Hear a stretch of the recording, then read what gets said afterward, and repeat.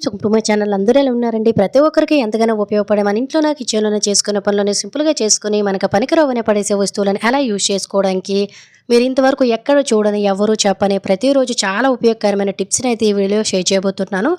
ఖచ్చితంగా ఈ టిప్స్‌తో మీ టైంతో పాటు మనీని సేవ్ చేసుకుంటారు.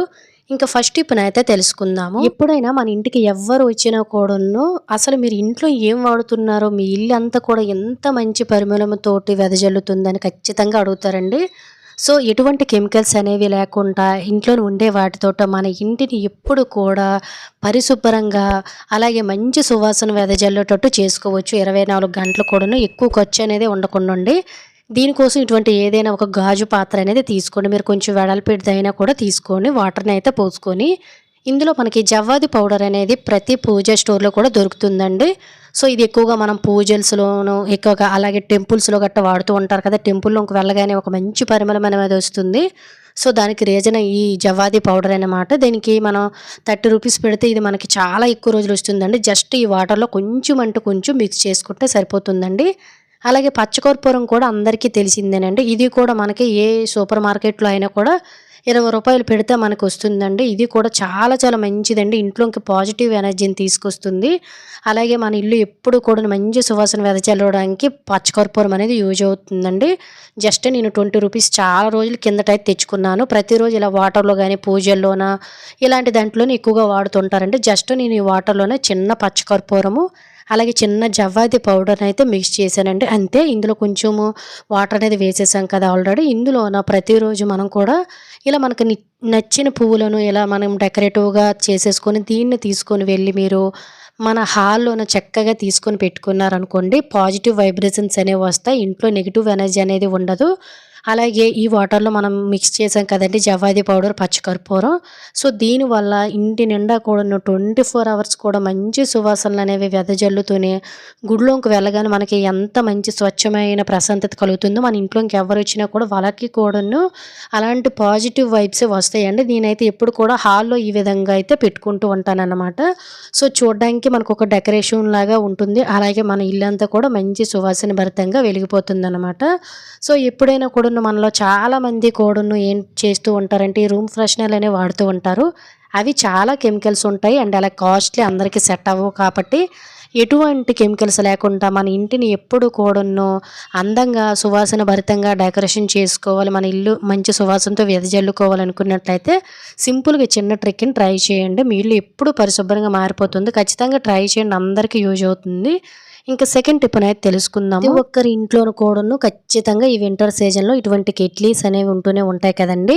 సో, వీటిలోని మనం ప్రతిరోజు కూడా హాట్ వాటర్ అనేది యూజ్ చేస్తూ ఉంటాము తాగడానికి.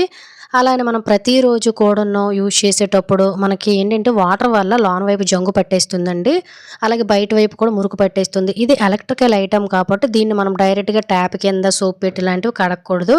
అలానే లోన వైపు మనము నార్మల్‌గా సోపులంటూ పెట్టి కడిగామంటే అదే స్మెల్ వస్తాయి. ఎందువల్లంటే సోపులోను, సర్ఫ్‌లో కెమికల్స్ ఉంటాయి కాబట్టి ఎటువంటి కెమికల్స్ లేకుండా కెట్లీని ఎలా క్లీన్ చేసుకోవాలో తెలుసుకుందాం. దీనికోసము ఇలా చిన్న చిన్న నిమ్మ ముక్కలు కట్ చేసేసుకొని ఇందులో కొంచెం పసుపు వేసుకొని ఒక 2, 3 గ్లాసులు వాటర్ అనేది పోసేసుకొని నార్మల్‌గా మనం హాట్ వాటర్‌ని ఏ విధంగా బాయిల్ చేస్తామో అదే విధంగా బాయిల్ చేసేసుకొని ఆ తర్వాత నార్మల్‌గా 2, 3 సార్లు కడిగేశారంటే లోన వైపు ఎటువంటి బ్యాడ్ స్మెల్ అనేది రాకుండా ఏదైనా బ్యాక్టీరియా ఉన్నా కూడా చాలా ఈజీగా క్లీన్ అయిపోతుందండి. ఆ తర్వాత బయట వైపు డైరెక్ట్‌గా వాటర్‌తో అస్సలు కడగకూడదండి. ఎందువల్లంటే మనకి షాక్ కొట్టే ఛాన్స్ ఉంటుంది. అలాగే కెట్లీ పాడైపోయే ఛాన్స్ ఉంటుంది కాబట్టి ఇలా అప్పుడప్పుడు కొంచెం అంటే కొంచెము కోల్గేట్ పేస్ట్ అంటే మనం పళ్ళ తోముకునే పేస్ట్ ఉంటుంది కదా! అది కొంచెం అప్లై చేసుకొని పీచుని తడిపేసి ఇలా పైన నీట్‌గా తుడిచేసుకొని ఆ తర్వాత ఒక పొడి క్లాత్‌తో గానీ లేదంటే ఒక టిష్యూతో గానీ ఈజీగా ఇలా క్లీన్ చేస్తే కెటిలీ అనేది చాలా చాలా నీట్‌గా అయితే ఉంటుందండి. ఒక్కసారి వీడియోలో క్లియర్‌గా చూస్తున్నారు కదా! ఇంతకు ముందుకి ఇప్పటికి కెట్లీస్ అనేవి ఎలా ఉన్నాయో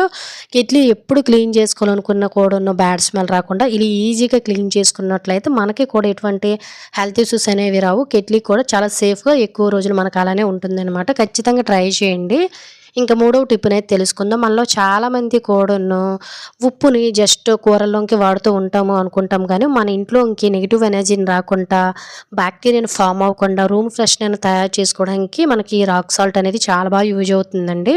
సో, ఇప్పుడు రూమ్ ఫ్రెషనర్‌ని ఇంట్లోనే ఈజీగా ఎలా తయారు చేసుకోవాలో చూద్దాం. ఇటువంటి బాక్సెస్ అనేవి మనకి కిల్లీలు లేదంటే ఏవైనా పిల్లలకి కొనేటప్పుడు ఇటువంటి బాక్సెస్ గట్టా వస్తూ ఉంటే పడేస్తూ ఉంటాం కానియండి. సో, వీటిని పడేయకుండా ఇలా చక్కగా యూజ్ చేసుకోవచ్చు. సో, దీంట్లోనే ఒక 2 స్పూన్ల వరకు కూడా నేను రాళ్ళ ఉప్పుని వేసేసుకొని ఇందులోనైతే లవంగాలనైతే ఒక 4 పెట్టానండి. లవంగాల వల్ల మనకేంటంటే మంచి స్మెల్ అనేది వస్తుంది. అలాగే ఇంట్లో ఇంక నెగెటివ్ ఎనర్జీ అనేది రాకుండా దోమలు, పురుగులనేవి కూడా రాకుండా ఉంటాయన్నమాట దీనివల్ల. ఇందులోన కొంచెం అంటే కొంచెం మీకు నచ్చిన ఏదైనా సాఫ్ట్ టచ్‌ని గానీ, కంఫర్ట్ లిక్విడ్‌ని గానీ జస్ట్ ఇందులోన ఒక అర టీ స్పూన్ నుంచి ఒక టీ స్పూన్ వరకు కూడా వేసేసుకొని క్యాప్ అనేది క్లోజ్ చేసుకొని, ఆ తర్వాత ఇటువంటి ఫోర్క్ స్పూన్‌ని గానీ లేదంటే నైఫ్‌ని గానీ వేడి చేసుకొని పైనుంచి వీడియోలో చూపిస్తున్న విధంగా ఇలా క్యాప్‌కి హోల్ పెట్టేసుకున్నామనుకోండి. దీన్ని తీసుకొని వెళ్ళి మీరు బీరువాలో గానీ, బెడ్‌రూమ్‌లో గానీ, హాల్‌లో గానీ, లివింగ్ ఏరియాలో గానీ ఇలా మీకు ఎక్కడ యూజ్ అవుతుందో అక్కడ పెట్టుకున్నారనుకోండి. ఇలా మనం బట్టల కబోర్డ్‌లో పెట్టుకుంటే బట్టలు తీసినప్పుడంతా కూడా మనకి బీరువా మంచి స్మెల్ అనేది వస్తుందండి. ఆల్రెడీ నేను ఒక కబోర్డ్‌లో కూడా ఒకటి పెట్టేసాను ఇంతకు ముందే. దీన్ని నేను ఎప్పుడు కూడా బెడ్‌రూమ్‌లోనైతే పెట్టుకుంటూ ఉంటానండి. దీనివల్ల మనకి దోమలు రావు. ఎటువంటి రూమ్ ఫ్రెషనర్‌లు అనేవి వాడకుండా ఇంట్లోనే ఈజీగా ఇలా రూమ్ ఫ్రెషనర్‌ని తయారు చేసుకోవచ్చనమాట. ఖచ్చితంగా ట్రై చేయండి. రూమ్ చాలా మంచి స్మెల్ వస్తుంది. ఇంకా నెక్స్ట్ ఐడియా అనేది తెలుసుకుందాం. పూజ చేసేటప్పుడు ఈ టిప్ చాలా చాలా బాగా యూజ్ అవుతుందండి. మనము పూజ చేసిన తరువాత చివర్లో హారతి అనేది ఇస్తాం కదా! ఎప్పుడైనా మీరు అబ్జర్వ్ చేయండి. హారతి బిళ్ళలనేవి మనం కొనేటప్పుడు చాలా పెద్దవిగా ఉంటాయండి. కొన్ని రోజుల తర్వాత వీటి స్మెల్ అలాగే మనకి బిళ్ళలు కూడా అరిగిపోతాయి. ఒక్కోసారి మనకి పూర్తిగా కరిగిపోతాయి కూడాననమాట. అంటే మనం ఏంటంటే చేత్తో ప్రతిసారి టచ్ చేయడం వల్ల అలాగే మనకి ఇందులోకి గాలి అనేది వెళ్ళిపోవడం వల్ల కూడాను ఈ బిళ్ళలనేవి మనకి స్మెల్ పోయి త్వరగా కరిగిపోతాయి కదా! సో, అలాంటప్పుడు ఈ బిళ్ళలనేవి స్మెల్ పోకుండా మనం ఎన్ని రోజులైనా కూడాను నీట్‌గా నిల్వ చేసుకొని బిళ్ళ అరుగుదల అనేది అయిపోకుండా ఉండాలంటే సింపుల్‌గా ఇలా ట్రై చేయండి. నాకు ఈ ఒక్క రూ. 100 ప్యాకెట్ కొంటే నాకు దగ్గర దగ్గర 5-6 నెలల వరకు కూడా వస్తుందండి. అలాగే బిళ్ళ అనేది అస్సలు అరిగిపోదు. జస్ట్ నేను ఒక చిన్న ట్రిక్‌ని ట్రై చేస్తాను. ఏమీ లేదు, ఆరతి బిళ్ళలు అయిపోయిన తర్వాత ప్యాకెట్ తెచ్చుకునేటప్పుడు ఇలా బాక్స్‌లో పోస్తాం కదా!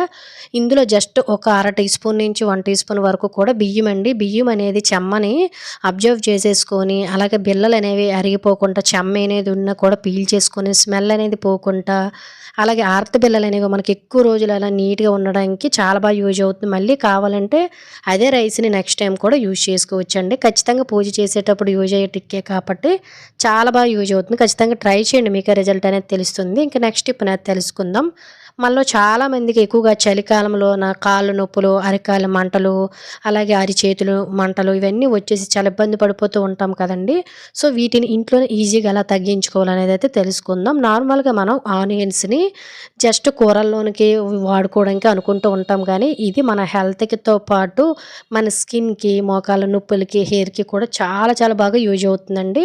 ఈరోజు వీడియోలో మనం ఈ ఉల్లిపాయ తోటి కాళ్ళ నొప్పులను ఏ విధంగా తగ్గించుకోవాలి, అరిచేతులు, అరికాళ్ళు మంటలను ఎలా తగ్గించుకోవాలనేది అయితే తెలుసుకుందాం. నార్మల్‌గా ఆనియన్స్ అనేవి అందరి ఇళ్లలోనే ఉంటూనే ఉంటాయి కదండీ!